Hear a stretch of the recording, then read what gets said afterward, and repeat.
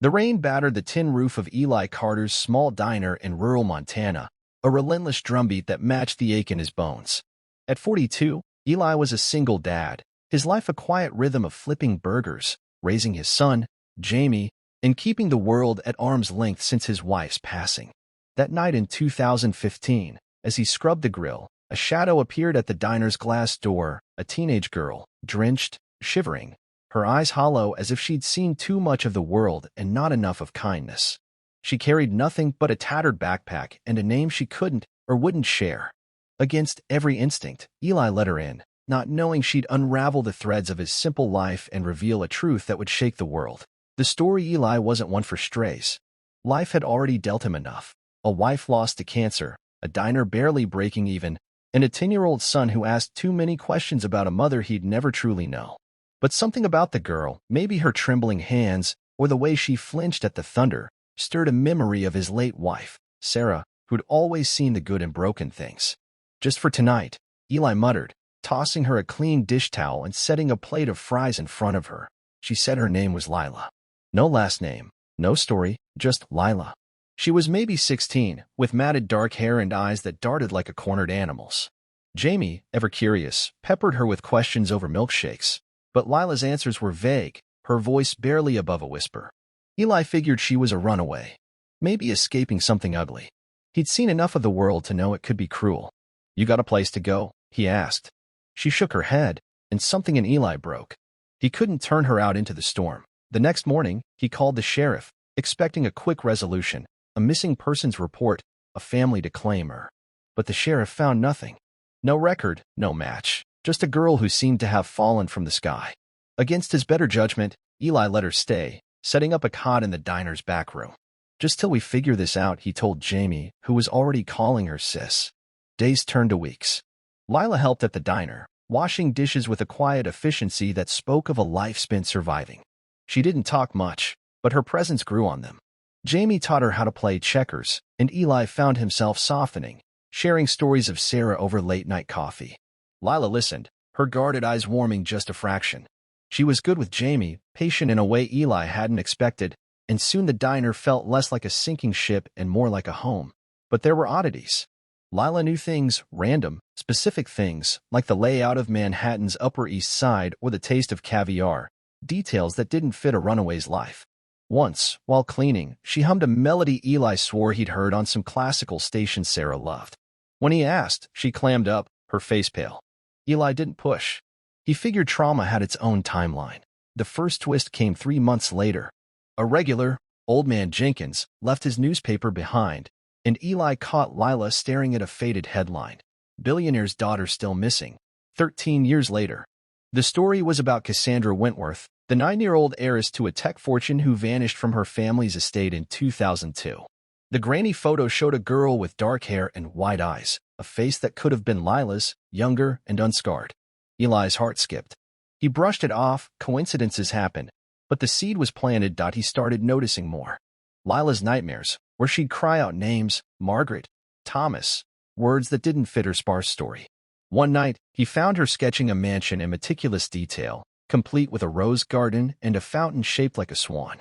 "Just something I saw once," she mumbled, but her hands shook as she hid the drawing. Eli couldn't shake the feeling that Lila's past wasn't just missing, it was buried. He dug deeper, quietly. Using the diner's ancient computer, he searched for Cassandra Wentworth.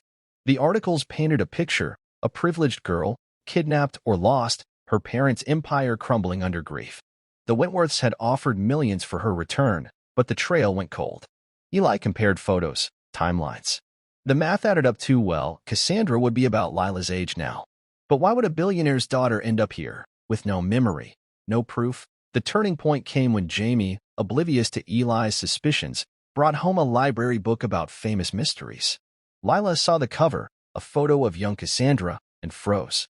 She ran to the bathroom, and Eli heard her sobbing through the door. When she emerged, her eyes were raw but resolute.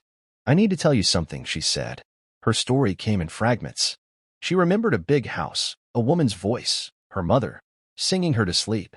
Then chaos, a car, a blindfold, years of moving, faces she couldn't trust. She'd escaped her captors 2 years ago, living on the streets, her memories a jigsaw with missing pieces. She didn't know if she was Cassandra, but the name felt like a key to a locked door. I didn't want to hope, she whispered. Hope hurts. Eli faced a choice.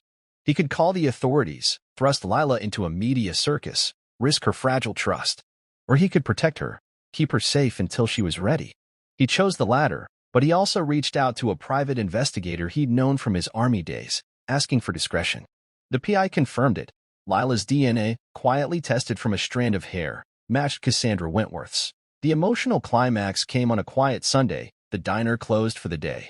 Eli sat Lila down, Jamie at his side, and told her the truth. You're Cassandra Wentworth. Your parents, they never stopped looking for you. Lila's face crumpled, a mix of relief and terror. She'd spent years believing she was no one, that no one wanted her.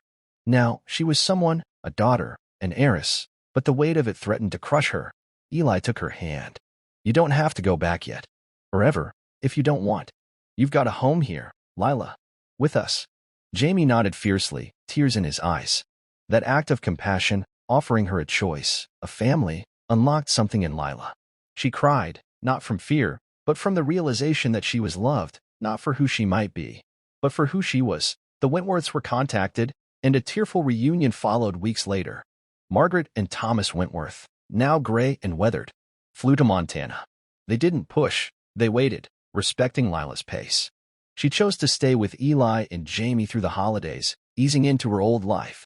The diner became a bridge between her past and present, a place where she could heal. The conclusion by spring, Lila, now Cassandra again, visited her parents regularly but always returned to the diner. She helped Eli expand it, using a fraction of her inheritance to turn it into a community hub, a place for strays like her to find warmth. Eli, once a man hardened by loss, found purpose in her smile, in Jamie's laughter, in the family they'd built from broken pieces. The world marveled at the billionaire's daughter found in a small-town diner, but for Eli, the miracle wasn't her past, it was her presence. The story spread, a beacon of hope in a world often too quick to look away. It reminded people that kindness, however small, could change a life. That a single dad, scraping by, could open his door and his heart, and in doing so, help a lost girl find her way home.